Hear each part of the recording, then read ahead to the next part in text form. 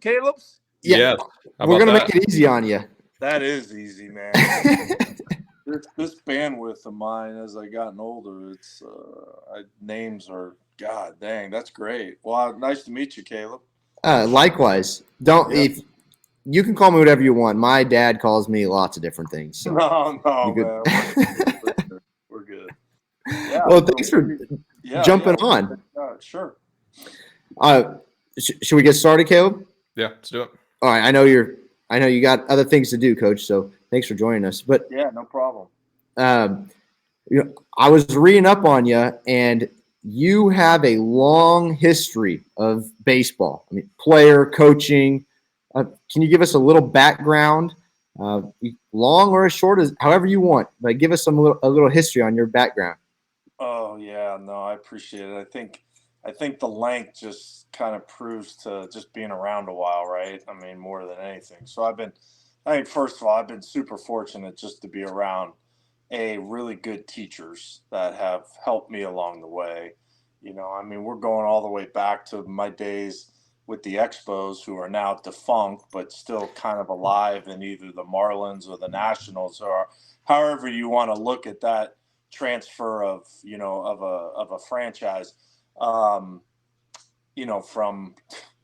Bill Guyvet, who gave me my first job, who ended up being assistant GM with the Rockies and the Dodgers, and to Jim Benedict, who was super influential in my career, just understanding how to coach pitching and the mechanics and, all of that, to Pat Rossler, who helped. I think he still helps out. I think he's with the Nationals now as assistant hitting coach. He's done a zillion jobs. And, so that's kind of where the whole thing started. And then you get into college with, the first Mike Cummins, who actually coaches at Cal State East Bay, but he was the head coach of Santa Clara, where I played for him when he was an assistant, giving me my first job. Then in college, and then moving to Dave Snow at Long Beach, Mike Weathers, John Savage, been super influential to me about recruiting at UCLA. And so and the last thing, and then obviously Bates and Ove giving me a shot here, TJ Bruce giving me, to chance to be back into the family, with Abe Alvarez and him when we were at Reno. It's just, there's a lot of people to thank, man. And I think the other part of this is you have really good players, right? You're a really good coach when you have really good players. And I have been fortunate to be around not only quality players, but quality competitors and quality human beings. And so that part's been super. I've been super grateful and super blessed. Yeah, and speaking of great players, I mean, I think it was your last year at Santa Clara. I mean, I think you hit 440? Was I reading your stats right? Those numbers get bigger as you get older, right? That's what I tell the guys here. But yeah, and they keep banging me because they're like, that was the juice bat era, and I'm like, no, man, I don't think so. It was drop threes just like you boys are using now and all that. But no, I had a great time. Santa Clara was a great fit for me, coming from a small Jesuit school at Bellarmine, which was right down the street. It just was a good fit. And, I have lifelong friends, from that. But, yeah, we had some good years for sure. And, there's a lot of players that had good years. But, yeah, I was fortunate to have fun with and be in one of those zones, I guess, as you would call it, because that 1988 season was a lot of fun. Yeah, and speaking of that season, I think we, as Fresno State fans, we do have, a little bit of beef with that Santa Clara team in '88. I mean, our Fresno State Bulldogs were on a 32-game winning streak, which is kind of absurd back then, and that was abruptly brought to a halt by your Santa Clara Broncos. So, I mean, do you have any memory of that series or at all?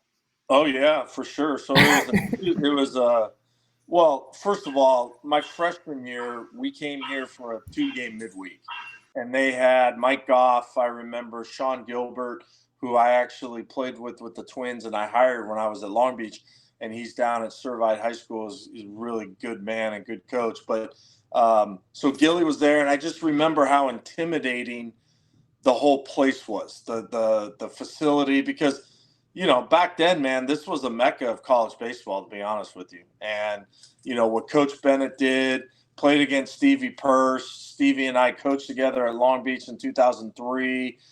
So I had a high level of not fear, but respect for the program. So going into 88, we had them return for a 2-game midweek. So at that point, they were rolling and they were loaded. I mean, loaded. If it was Zosky and Purse and Johnson and Goodwin and Hose, and then you had Crane and Sales and Schultstrom. I mean, they were super talented. So, and we had a good team too. We were pretty good. So they came in, and all I remember is, so Santa Clara had football back then, and we played on a converted football stadium that turned into baseball every January. Well, behind center field, when they put the fence up for the baseball, is where spring football kind of happened. And so I remember all the football players like lined up on the outfield wall watching the game. But not only that, Fresno State must have brought 35 to 4,000 people. That red wave really rolled in, and the stadium's called Buckshaw Stadium, but it would seat like 15,000, right? So even when you had 4,000 people, it was a massive influx of red coming there. And we just had, it was a really, I don't remember all the details, but I remember it was competitive, and, it was one of those things where you're always going to remember that. Good on our end, I guess, a little distasteful on the Fresno State fans. But now you get to be a part of it. And you were at Nevada before. What's that? You jumped from Mountain West to Mountain West school. I mean, I'm glad you left and came to our place. But what's it been like being in the Mountain West for a while?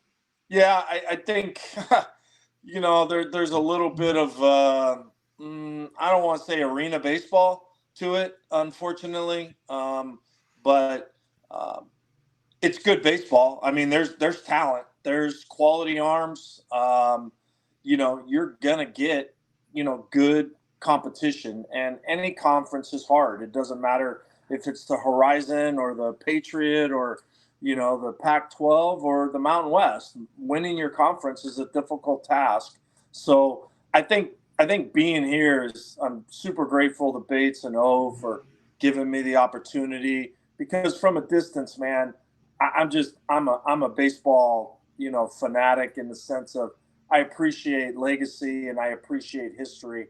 And this place, even though I kind of knew it from the outside, I didn't realize, man, this place has got a ton of it, right? So that part's super cool. And then I think being in the conference before coming here is not a shock. Going to Air Force and understanding trying to get off the field with 2 runs actually could be a win, versus trying to throw a shutout and, trying to worry about an ERA title and, all the things when you're young you're trying to look at. But those things don't matter. I mean, the bottom line is you want to get guys better.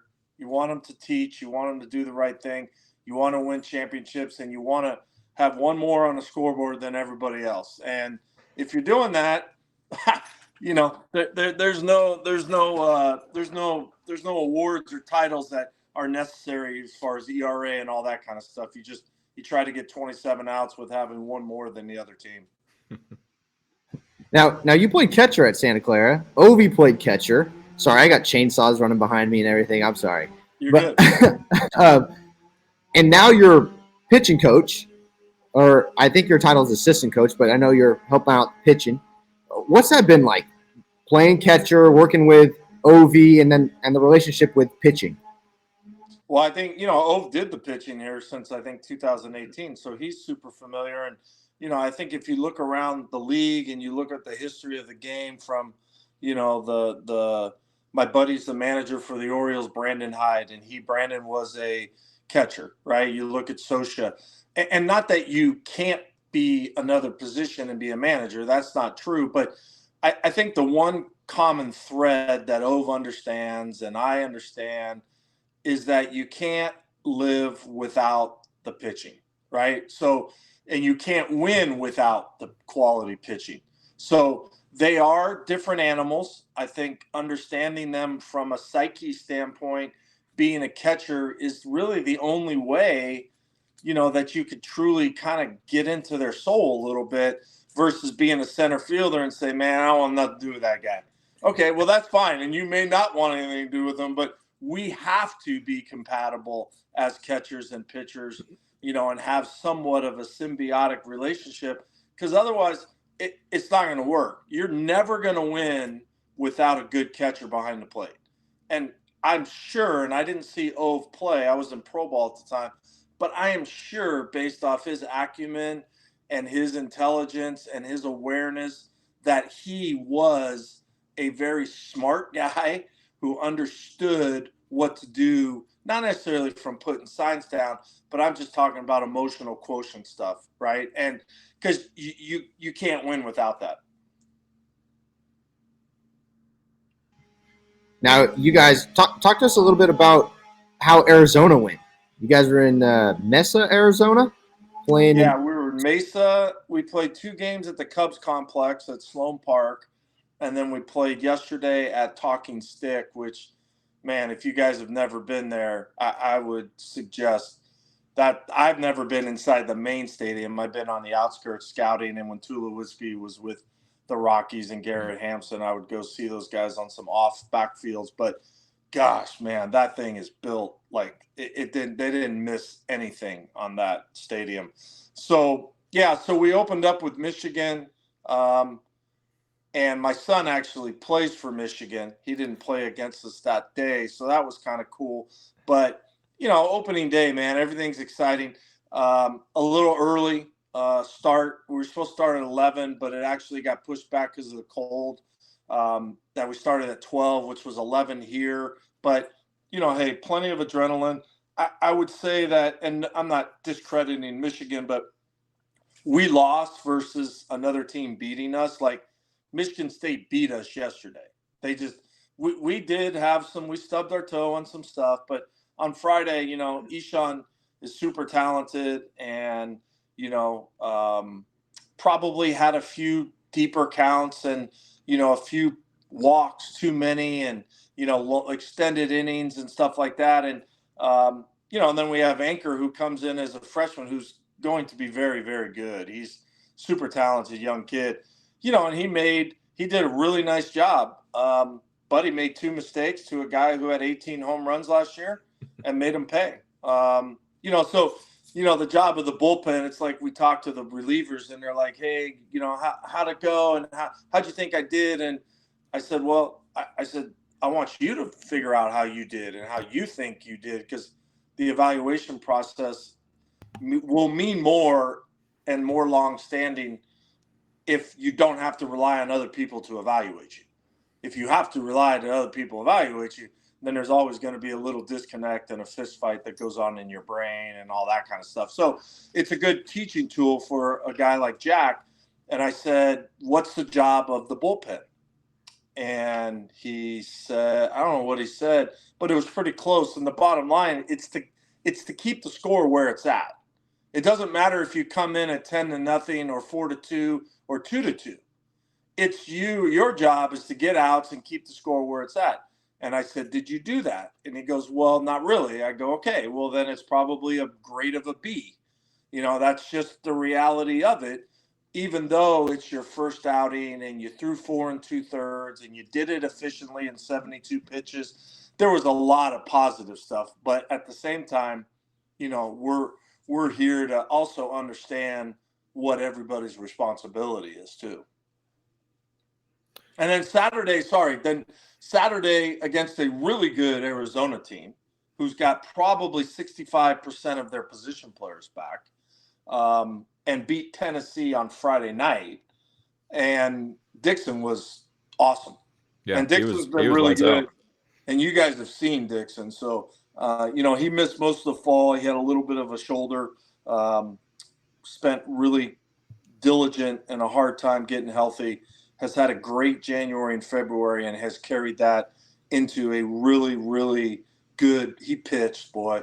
He ran into 2 troubles, second, third, 1 out twice, and pitched out of it both times, to preserve the shutout, and which is certainly nice. And then Garcia came in and threw, 3 scoreless, and he's kind of a jack of all trades. He can do a lot of things. And then yesterday, Angelo had really good stuff, but again, kind of self-inflicted by, having some walks, and then they got a couple big hits, and they are Michigan State, man, probably one of the most left-handed physical teams we'll face all year. I would say now I know Arizona ended up only giving up 1 run, and I looked at that this morning. I was like, oh boy, but they leaned on us pretty good, man. They leaned on us pretty good, and I don't necessarily think we lost that game. We could have done some better things, but at the same time, these guys need to learn from that. As we start to migrate, through conference, which will start in 2 weeks, unfortunately, just because we don't play anybody, and you'd rather play as many games as you can before you have to, not make it count, but conference is conference. But this conference is a little different, which I'm not a fan of, where you get into conference on week 2 or 3, then you're out of conference in week 4 and 5, then you're back into conference in week 7, 8, 9.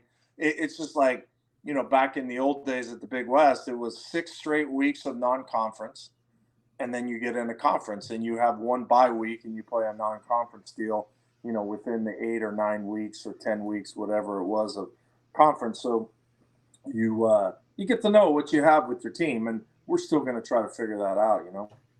Yeah, I think that was something I was curious about too, Coach. Is obviously earlier in the season, I think it's good to play the tough competition that we had this weekend of these, I guess, Power 5 teams, and trying to figure out what the roster is. But I mean, what's the coach's mindset going into non-conference compared to conference? I mean, are you still trying to figure out who's going to be in the lineup every day, or who's going to be the Saturday or Sunday guy, or is that stuff that you want to get figured out before conference play? Yeah, you would like to, and sometimes it's a little difficult when you only have 6 or 8 games before you play conference.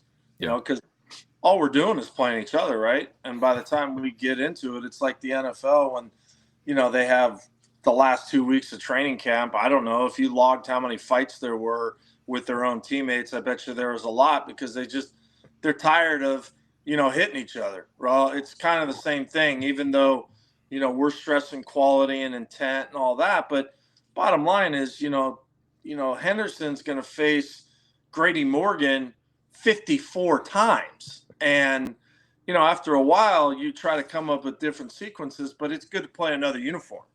And I think when you get that, you're going to get, when the lights go on, things change for people. And you can't find that out in the fall, but you could certainly find that out here. So what you think is something, that's why it's like the instrument of pen versus pencil. It's like, you tell players, say, hey, listen, this pencil has an eraser on it. Don't make me use this. Make me use pen, and let's put you in that lineup, or let's put you in that Saturday start, or let's put you in that center field spot and all that in pen, right? But these are certain things that you have to earn in order to get to there. And it's going to be fluid too, because you're going to deal with injuries. You're going to deal with lack of production. You're going to have a guy emerge that maybe you didn't think was quite ready, and he's thrown in because of some other circumstances. So, that's the cool part of the journey, right? You start to figure some things out. Austin Wins was out. We had a really good turnout of ex-Bulldogs, pro guys that were out in Arizona, man. It was awesome. And Winsey was out there, and he's, Ove tells me the story about one of the starting catchers that year. He ended up blowing his knee out on a play at the plate, and all of a sudden Austin gets there, and he never gives up the job, right? So it's the old Wally Pip, if you will, but, it is what it is. And, you get opportunities, and that's kind of what you want to be ready for as a player. All right, Coach. So not really first year, but what makes Fresno different when it comes to baseball that you have seen? Well, I think there's, first of all, the history is substantial. I mean, you cannot negate, what Coach Biden did here, and what Coach Bennett's done here, and what Coach Bateswell's done here. I mean, it's massively impressive. There's longevity. There is sustainability. There's consistency. There's a lot of adjectives that certainly can be used. I was talking to a recruit earlier, and He goes, well, tell me a little bit about Fresno State baseball. And I'm like, man, there's toughness. There's good players. There's championships. There's, and then when you get on the inside about the GPA and doing things right, now you add those kind of things. I mean, come on. I mean, there's a lot to be proud of here, both from the inside and the outside, even though, W's are W's. I mean, we get that. And there's a perception of, if you're winning, you're successful. Well, yeah, that can be true in one area, but when you're looking at the whole body of work, I think there's a lot to be said, because we are educators, right? We're here to teach. And, with that, teach guys to compete, teach guys to understand what soreness is versus pain, teach guys, to go to class, to do the right things, to communicate, all of that. That's why we're in this game. We're in this game because we like family. Well, we love family. We love team. We love to compete. And this place offers so much of that. And then you look at the players that have gone through here and their love, the amount of, like, I've always said Fresno was like an SEC. So I've been longtime friends with Tim Corbin, and I remember Corbs calling me when he interviewed for the job, either on the phone, the same year Batesville did, and they ended up giving it to Bates. But he goes, well, what do you got in Fresno? And I said, well, the bottom line is it's like an SEC town in California, which is super rare on the West Coast to find that. And Reno was kind of like that because there was the only game in town, except that you have now a lot of influx of outsiders into Reno from the pandemic and all that, versus here, man, this is not Vegas, right? Fresno's been around a long time, and there's generations and generations that have continued to stay here. And now you build tradition, right? You plant your flag, and now you get people that follow the program. The respect for the university and for the programs, not only ours, is it's awesome. You could feel it, man. It's you go into Costco and you've got beanies and you've got sweatshirts, and you can't find that in LA, right? I was at great places too before, at Long Beach State, and but not the same amount of history. Short and great history, but just not the longevity. And like Ishan and I were talking about, hey man, just be careful of superlatives, right? Superlatives, excellent, fantastic, stupendous, outrageous. You got to be careful of chasing that stuff as a pitcher or as a performer, when really good is good. And good leads to consistency. And I think that's what this place has. It's not only been excellent, but it's been consistent. And it's pretty impressive. And I'm just, grateful. I mean, man, I got to earn my stripes to be a part of this program, and they do. And, I want to try to do that, to try to help this place get to, the next level too.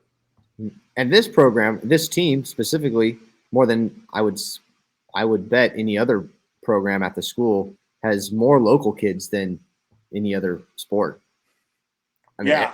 I was looking at the roster. I see everybody's from an hour or two down the road. Yep. Yeah. I mean, I think Oves made it, well, the program's made it perfectly clear that you better take care of your backyard. Right. Mm-hmm. And what somebody told me, and I keep passing this fact on, and people are like, they open their mouth. They're like, no way.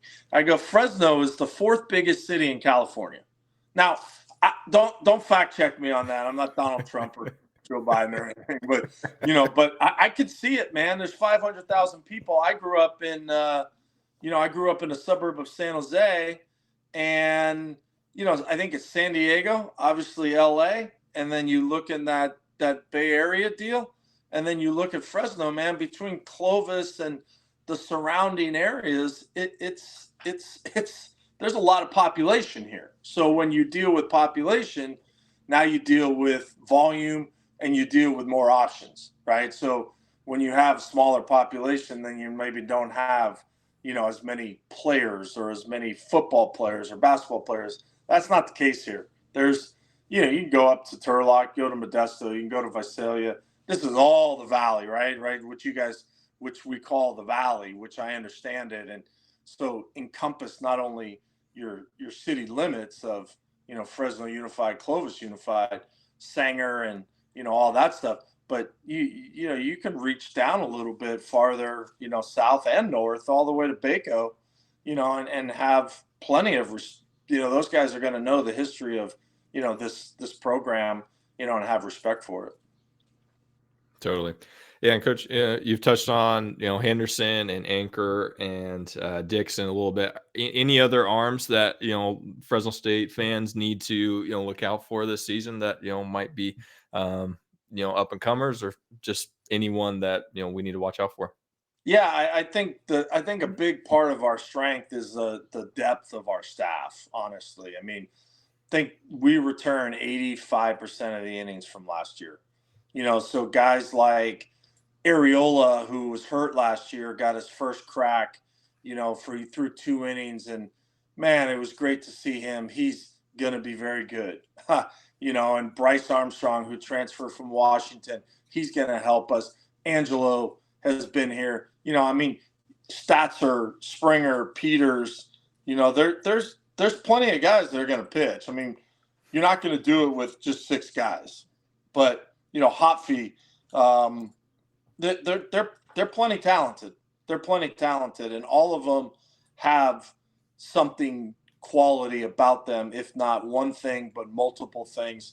And I think our job is to try to find the best role for that to maximize their success, and be able to, fit, people into good roles and good spots as best we can.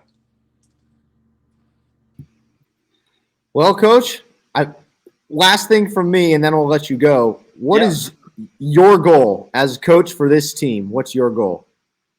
I mean, the goal is to, be as good as we can be, right? So to maximize our potential. But, hey, we're playing to win championships, and that's our goal. Our goal is to, get back to the postseason. You could talk about going to Omaha. You could talk about going to Supers. That doesn't do anything unless you get into the dance. So, this conference, as well as a lot of mid-majors, based off how it's matriculating into the Power Fives, or, with resources and money and politics and all that, this is a one-bid conference. And ultimately, you need to win the tournament. So the first job is for us to get into the tournament, which we're hosting here. The second job is to win the tournament, and then you go from there, and then so there's these timelines, if you will, of a season: your preseason, your fall, your non-conference, your conference tournament, your regionals, your supers, and your World Series appearances. And it takes time. People don't realize that teams need to learn how to win. It just doesn't happen by just by haphazardly running into, you're going to win 48 games and, finish first and second and, in the nation. It doesn't work that way, man. You need, you need experience. You need leadership. You need luck.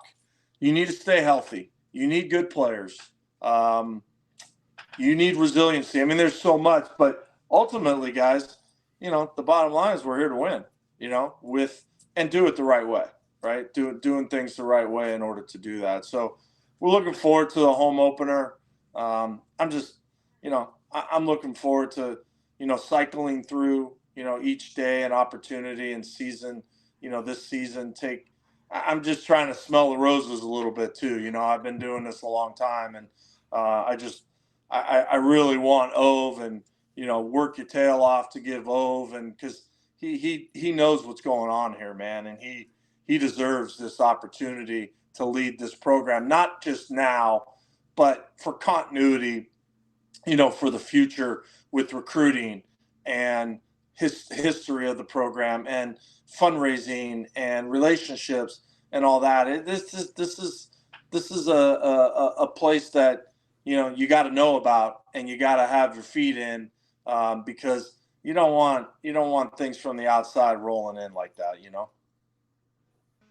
Totally. Yeah. We're definitely excited for this season. I think we got a lot of good pieces, and especially hosting a conference tournament at the end of the year. So I think there's a lot of good things set up for this team. So yeah, first homestand is this week. So Thursday, the 23rd, we got Omaha coming to town for 4 games. So that's great. I know we're looking forward to getting out there and watch some baseball. Hopefully the weather cooperates a little bit. I know we got some rain coming in, but yeah, we're looking forward. And Coach, we really appreciate you taking some time for us. Oh yeah, guys, I appreciate you, man. Thanks for the support, and yeah, we'll stay in touch. All right. Sounds good. Thanks, Thanks, Dogs. Coach. All right, guys. Go Dogs. Go Dogs.